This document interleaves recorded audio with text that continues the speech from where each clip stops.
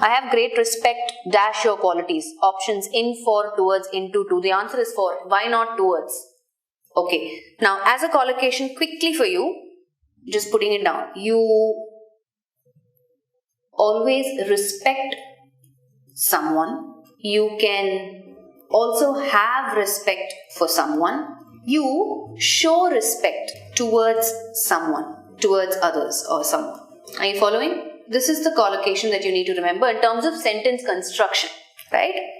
You respect someone, you have respect for someone, right? You show respect towards someone or something.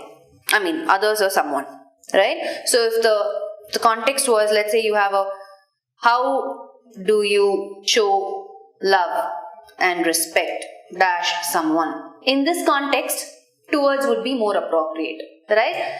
Anything that expresses, displays, showing some sort of a intensity, towards is more appropriate. How do you show love and respect towards someone? So here in the context, for is, that's why for is correct and towards is not. Okay. If dash are to prove fruitful, there must not only be sincerity on each side, but there must also be faith in the sincerity of the other side. Okay. Actually, I remember this question because in some other fill in the blanks, right? This was a blank and there were options. So I remember very clearly, just because I remember negotiations is the answer. If negotiations are to prove fruitful, there must not only be sincerity on each side, but there must also be faith in the sincerity of the other side.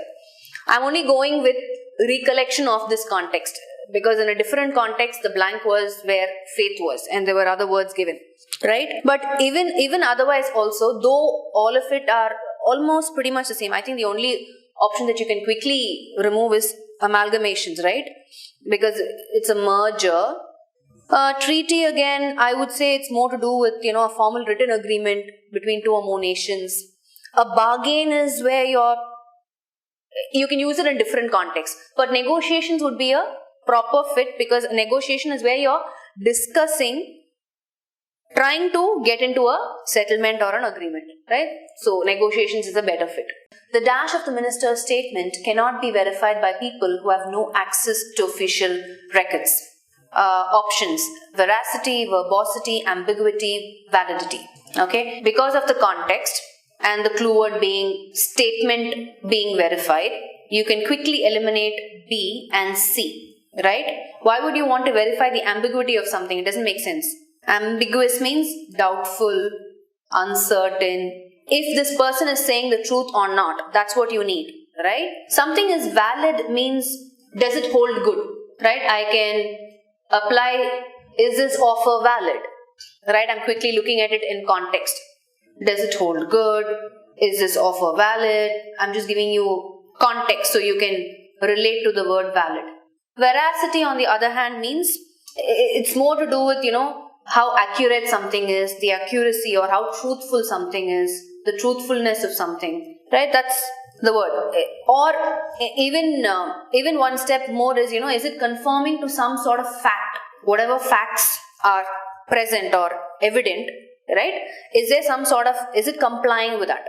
So in the context, we're talking about the minister's statement. So which means he has said certain things in that, right? They want to make sure how true it is. Is it conforming to fact?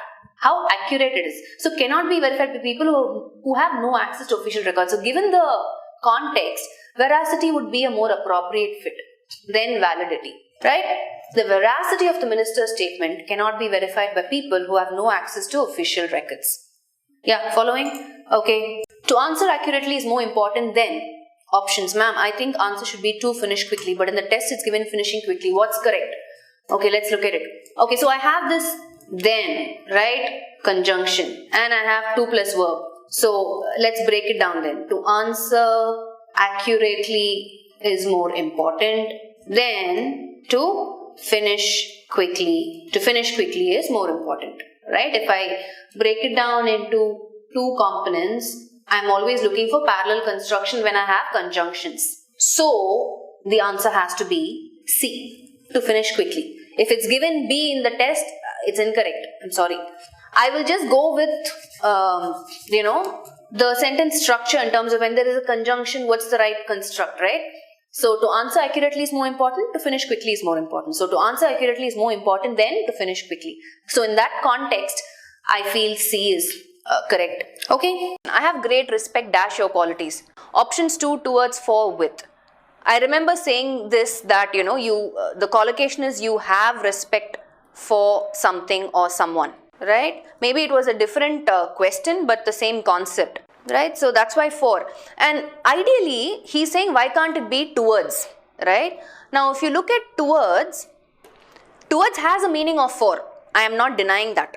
But I think it's important for you to understand when will I use towards with the meaning of for. Are you following? So if I say, I'll say Pushkar, right? Pushkar gave Sagar 50,000 rupees towards a house, right? So in this context, right, Pushkar gave Sagar 50,000 rupees towards a house. Here, the meaning towards is bringing is for the purpose of maybe building a house or whatever, then it makes sense. But in this context, we're saying having respect for someone or something. So again, towards has different meanings in different contexts, right? When you're referring to a contribution and in a context like this, yes, it makes sense. Or, usually towards is used when it is also talking about, in the direction of something, right? Like Priyanka walked towards the seminar hall, right? With an intent look or whatever. Are you following? Right? So in the direction of, so whenever you are in doubt, usually come up with example sentences which will help you and give some clarity. Okay, do I need this preposition in this context or not? Right? Look up towards, it has different meanings in different contexts. He wants me to look dash his garden during his absence. Options at, over, after, into, from. Okay. Ma'am, confused between option 1 and 3. Which one fits here? So your clue phrase is why should you be confused at all? Right? During his absence. Which means he obviously wants you to take care of the garden, right? If you keep just looking at the garden, will it help the garden? No. Look after means you need to take care of it, right? It's a phrasal verb which means to take care of something. So in the context, we are saying this person is not going to be there. So there is nobody there to tend to his plants or flowers or whatever, right? In the garden. So look after has to be the logical one, right? This is just phrasal verbs. Right? In fact, all of these are phrasal verbs. Look at is not really a phrasal verb if you ask me. Look at means just see, to see something, right? But look over, look into, these are all phrasal verbs. Look after, right? I want you to have a general idea of phrasal verbs. So yes, option 3 has to be the answer. So I'm saying there are lots of phrasal verbs when it comes to look, right? We saw look after means to take care. The other one, let's look at look into. Look into means somebody had mentioned, right? To inquire or to investigate. So it's like the police looked into this case or he looked into the murder, the investigation or whatever, right? And look over. Look over means to, like, what can I say? To examine something, to inspect something.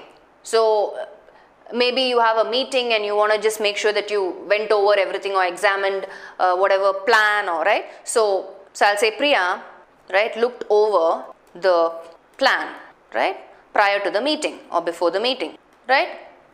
Look into, we said he looked into the riot or whatever. Something that's happening as causing some sort of a disturbance, he looked into it. He's inquiring into what's the big deal, what's happening. Right, and we said, and there are various other phrasal verbs. Look up, look over, look into, we saw. Look after, we know. There's nothing called look from or look at. Look at is nothing, I wouldn't call it a phrasal verb like I said. You see something, right? That's about it. If you ask me, I would say, somebody asked difference between look upon and look up. I think it's more to do with when I say I want to look up something, which means one, it can be, like a searching in a reference book, right? To search for and find something in a reference book. That is looking up something, right? It It can have different meanings in different contexts. Sometimes, if I want to say, let's say my friend is not keeping well, right? I want to look up an old friend, right? Which means I want to visit that friend, right? Or it can also mean like, things are changing or things are becoming better. So if I say things are at last looking up for me, which means finally something is improving for me, right? Things are at last looking up, which means something is improving, it's becoming better, right? So look up has all this meaning. Look upon, I don't know if it's really a phrasal verb as such. Look up to is there, right? When I say I'm looking up to somebody, which means it's more like, I'm admiring them, I have great respect for them. Look up to, like admiring, respecting them, yeah? I haven't come across look upon as such. Look out. Look out means, hey, take care. Watch out. Hey, look out for that van. It might hit you, right? Be careful. Basically, look out means be careful, be watchful. You've heard this phrase, like people looking out for each other, as in watching each other's back, right? Being there for each other. So again, look out in context can have different meanings. Yeah, any other phrasal verbs with look? In fact, it looks like you want all the phrasal verbs around look to just be there. You can't exclusively say that looking up is also for searching alone, because we just saw other meanings for looking up, right? So that's what I'm saying. It's important for us to always put it in a context and then see, look out, there is a snake, yes, which means be careful, watch out.